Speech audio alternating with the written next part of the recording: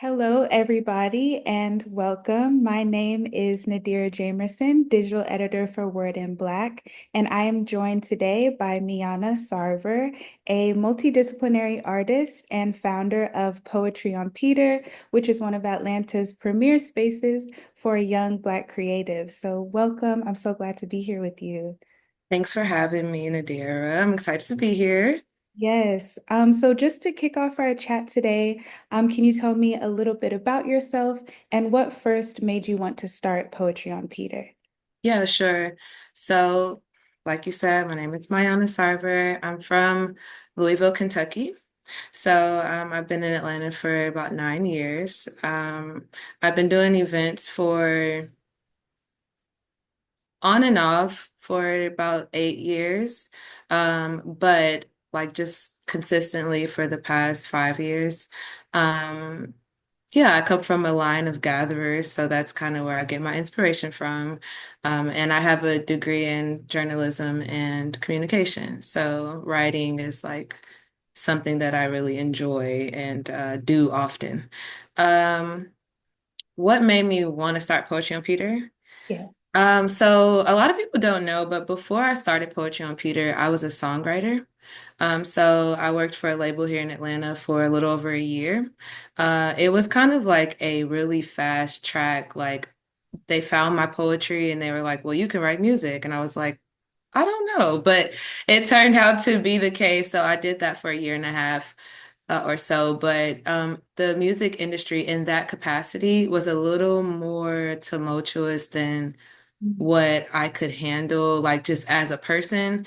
I like a little gentler environments or environments that kind of foster creativity in a way that gives it room to grow. And I just didn't feel like the music industry was a little cutthroat for me.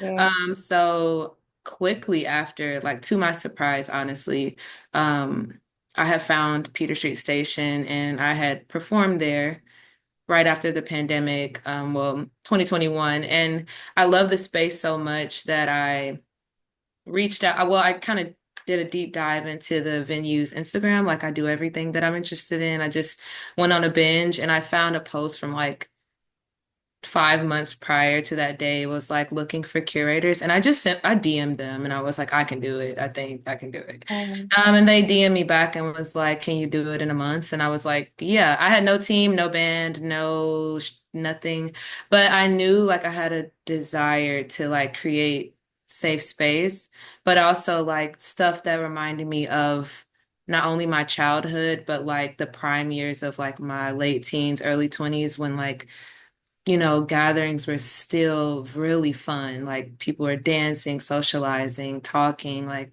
listening, trading music and stuff like that. Um, so yeah, it just led me to that moment, and that's how Poetry on Peter started. And I think over the years, just working with a lot of people and like just making friendships, honestly, and maintaining them, it made Poetry on Peter a success kind of right away. And that's just where it started. It seemed like everybody needed that, especially right after the pandemic. It was just right. It was good timing. Thank God, because it wasn't me. I don't know. I just had the urge, but it was perfect timing. Like everybody was kind of ready to get out the house again I think and that's ready so. to change some stuff too. So it was a good combo. Yeah, I love that. And I love how you mentioned that it was kind of built off of a want to have a friendly environment because when I Mhm. attended the event in early January, that's like the immediate impression I got. Mhm. The host did such a good job of riling the crowd up to really cheer for every single Yeah. person who went on stage. So it was like, even if you're not a seasoned performer, a seasoned poet, you felt like you could still be confident sharing your work. So Yeah, I, exactly. I just wanted to spotlight that and ask, what needs have you seen it fill in the community since you started? And how have you seen it enhance the Black art scene in Atlanta? Yeah, needs. Well, first and foremost, like we've been saying, like community, Mhm. family, like regular space. I'm kind of I don't know, the way I think about things, like no wonder I am a gatherer because I just think that people need regular space to attend. like kind of how it was before, this generation or like our grandparents, like they had dinner parties once a week. It was always someone's house was available to go over and congregate like regularly. And that's something that builds community and like strength. So I think that having a regular safe place is important. So that was one of the needs. Artistic expression from the ground up is really important, like encouraging people to like test themselves, try themselves. That's why we don't allow people to like tell us like the song to play. Like we just kind of intuitively will just start playing with you because you really want to strengthen your creativity too. Like it's fun, but we want people to like take their craft seriously and like have an audience to really give you feedback or just kind of feed you life. So just free artistic expression and development. And then I think like it sounds corny, I guess, or cheesy, but like hope, inspiration. Like I think people always talk about how the community needs certain type of activism and active, like, on the ground, fiery support, which is important. But I think that people have forgotten that the thing that gets people there first is inspiration and like them believing in themselves. So like, I think we play an important part of that in the community, like giving them inspiration, seeing your peers do things like and make their ideas reality will make you want to try your own, ideas. So that as well. I think I forgot the last part of the question. It was needs You and answered it. And how oh, I is did. Okay, perfect. the community, but I think you spoke to both at the same time. And hope is such an amazing component because you can't take action, like you said, unless you feel like you have the ability to, if you feel inspired to, that there are other people who are going to show up. So that is so important. Right now, especially, at the start of 2025, I think a few people are lost in terms of being able to find their inspiration, being able to find hope. And they can definitely go down to Poetry on Peter and find that. But for folks who are outside of the Atlanta area, how would you recommend that they can create similar spaces for communities in their environments? What are some tips that you have? Well, anyone who wants to create like I guess space and community, I'm from a smaller town, like a smaller city, like I would say a medium size, I guess. But there are a lot of those, like more of those in America than mega cities like Atlanta, LA, Miami. Where are you from? I'm from Louisville, Kentucky. So yeah, it's like a million people. But if you think about it in retrospect to Atlanta. That's not like, crazy or other cities. But I think for people in areas that maybe don't have access to it, it's really important to like whatever you do, find your community and support them first. And then, just build your network. Like, and don't be afraid to show up for people and not expect anything. That was kind of years and years for me. Like doing free stuff or just like, hey, I'm free this day. Do you need some help? Like things like that, being available for people and like really no strings attached, like truly from the bottom of your heart. I just want to help. And I think that over time, people, when they notice how you show up for them, they do it for you. And that's kind of the base of like gathering to me, like showing up for your community first. And then like when you do something, they have such a good like I guess, perception and like experience with you that they just want to, whatever. You can be selling spoons and they're like, well, I support it. But I think that's the first step. And then like, honestly, I'm a firm believer in you prepare, just allow your life to prepare you. You do some take initiative as well, but also just going for it. Like you will be surprised the thing that you're interested in and then just launching it and then seeing just how interested everybody else is in it. And then they'll show up just like they did before John Peter. I'm sorry, I live in the city. But yeah, so I think that's a good way to start. And then just the people that are around you that really like support you and care about you in your immediate circle, asking them for help, like Mm. getting them aboard and just making it a group thing. So, but overall, you will be surprised how many people are waiting on the person who has the spirit of gathering to just do it so that they can have somewhere to meet. And people mistake themselves and think that everybody has the initiative to gather, Mm. and they don't. And it's actually kind of a recipe that over time slowly is being like lost, like the art of just putting people together. So just don't think that it's like an oversaturated network. It is not. And more than anything, especially right now, we need nice places that just make you feel good to go to. Safe So spaces. yeah. And I think your knack as a gatherer really shined through. I mean, on the day I was there, it was totally packed. Like me Oh, and my friends, we tried to buy a table when we got there, and they were like, it's all sold yeah. out. We Oh had my to, goodness. but it was still worth it standing Yeah. up, you know, like, Yeah.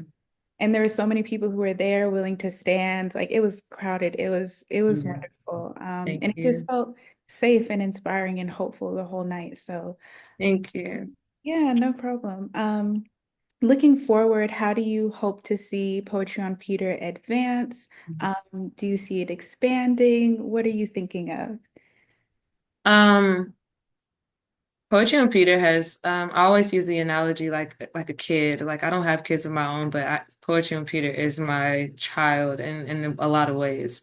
And now that we're about to approach 4, it's gaining so much independence, like to the where I'm like, what do you want to do? What? Like it's almost like I'm not in control. It's like so you learning a personality almost. And so right now we find ourselves, to your point, we need more room.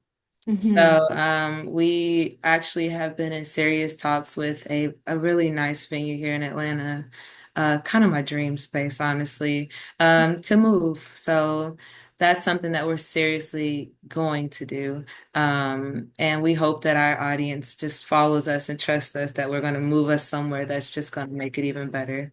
Um, we are. I haven't told anyone yet, but we are launching our second location city-wise. One of my plans early on was to get the Poetry on Peter experience into other places like the smaller places that, and give people opportunities to like run a show, in their city on their own with the guidance of, our Atlanta location. Just creating these small communities everywhere to do what we do here. Because we are honestly privileged in Atlanta to have so much art and culture around us at all times. Yeah. But we're opening our first in Birmingham this year. Yeah, like actually in a few months. They've been asking for years. So finally, we're in a place to really expand, and we're planning to do that, like maybe in a few others to start off. Charlotte, maybe my hometown, which we're in serious talks about, but just kind of having a few chapters, franchise, pop-up locations, but just really like creating that experience in a lot more places in Atlanta. Like I want to make sure that like people can feel that in like the same like in a familiar way to their city, but with the culture that we've established here. So that's kind of a few expansion things. And of course, like we're getting like really, really into our concert production and bringing that experience on a really large scale.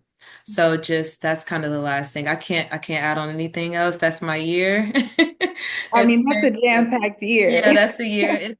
It's thrill. It's like it's a thrill. It really is a thrill, but it's hard work, but it's so fulfilling that it just feels like I'm gonna look back on these years and just be one of those old people, like the golden years of my life. But it's a blessing to be able to even talk about expansion. So, And but in that's our four plan. years, I Yeah. mean, to sell out of one location, to have talks for a second location in your city and also expanding to more is such a big accomplishment. So just Thank you. congratulations. That's Thank amazing. you. Yeah, so we can wrap up soon.